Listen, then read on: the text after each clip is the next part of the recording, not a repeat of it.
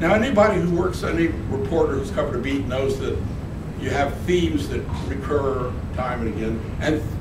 And if it's really an interesting beat, they're going to be unexpected themes. You thought you were going to say this, you say that. One of the unexpected themes I had was birds. Now, birds, this is really an unexpected one, because when I began my blog, somebody asked me, well, are you going to talk about the evolution of bird song? I said, no, definitely not. And the reason I gave was because birds and humans were not very closely related. You have to go back 300 million years to find our common ancestor.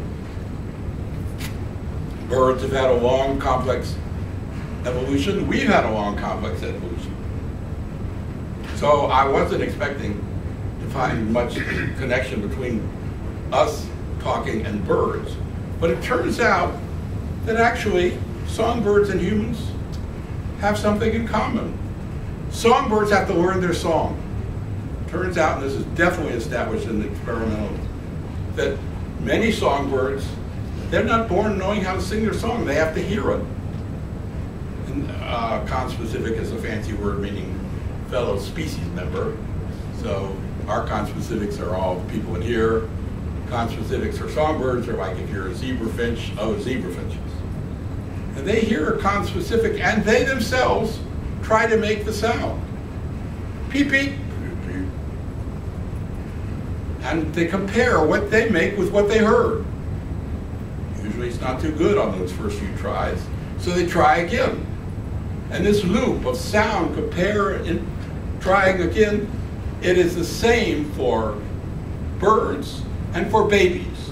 Babies have to learn how to talk, make the sounds of their language. Obviously, language is much more complicated than bird song, but the first part of it is surprisingly similar. And even more surprising, it turns out that the same, I won't say the same gene, the related gene, the FOXP2 gene in birds and in humans, is involved.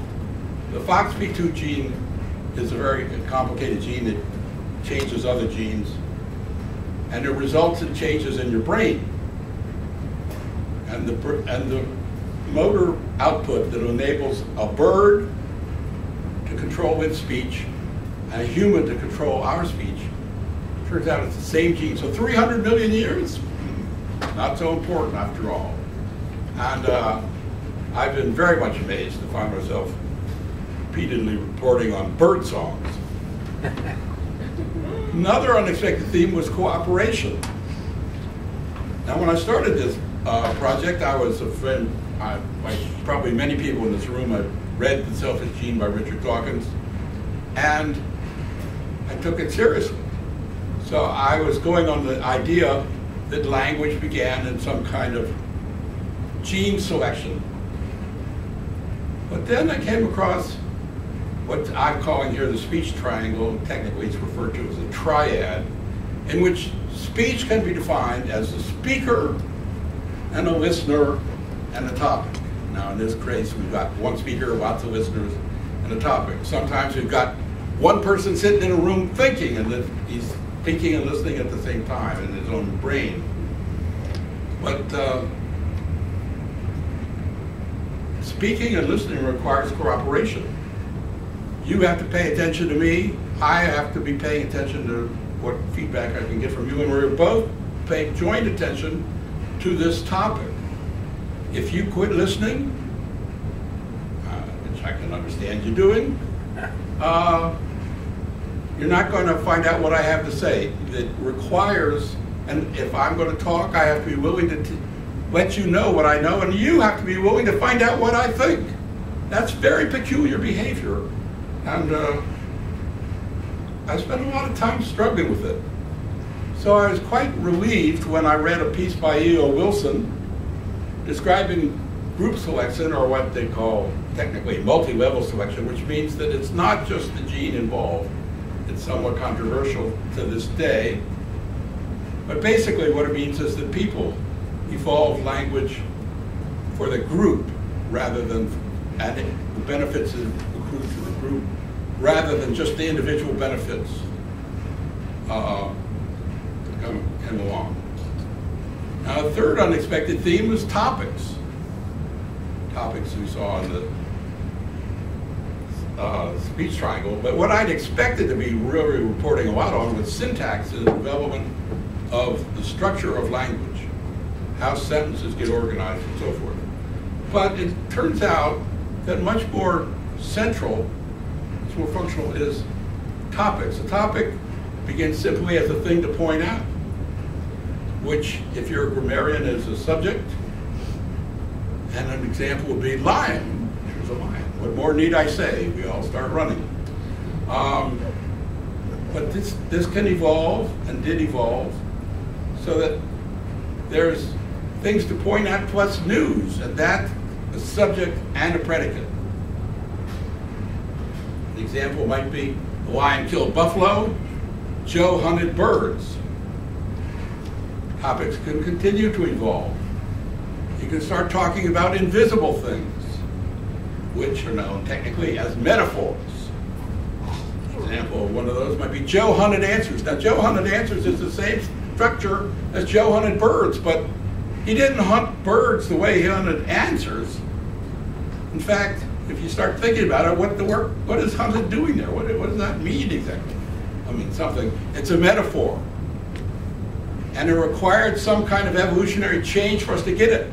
Autistic children to this day, one of their big difficulties commonly is that they can't understand metaphors, which means they can't understand a simple sentence like Joe hunted answers.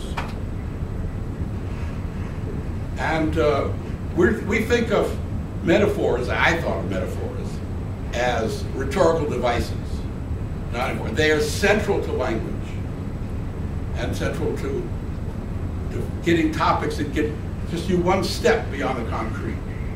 If you want to talk about what somebody is doing inside themselves, you have to deal with metaphors. Finally, another kind of topic, abstract things, which are concepts. An example might be, your infidelity has shattered my trust.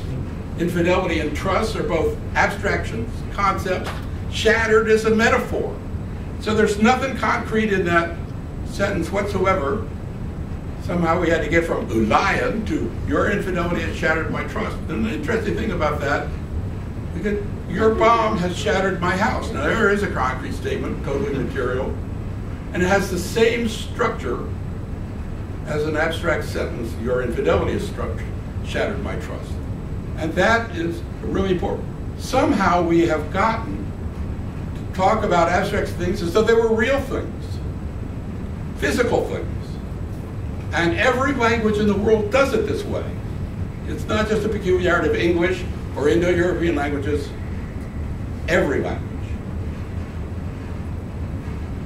So, having gone through those themes for a few years, I had my news. Now the task was to turn all that kind of stuff into a story. And stories give answers. So when you're working with your blog, you can always be saying, well, this is interesting, and everything is tentative. I mean, I developed firmer opinions as I went along, but I was always, well, this could be wrong. And there's many a blog post where I say, oh, this is going to be important to the rest of my life, and I never mention it again. Other things that I was taking less seriously turned out to be time over again. The speech triangle, for example, the first time I tossed that into a post, I didn't think twice about it. But it has turned out to be something I've gone back to time and time again.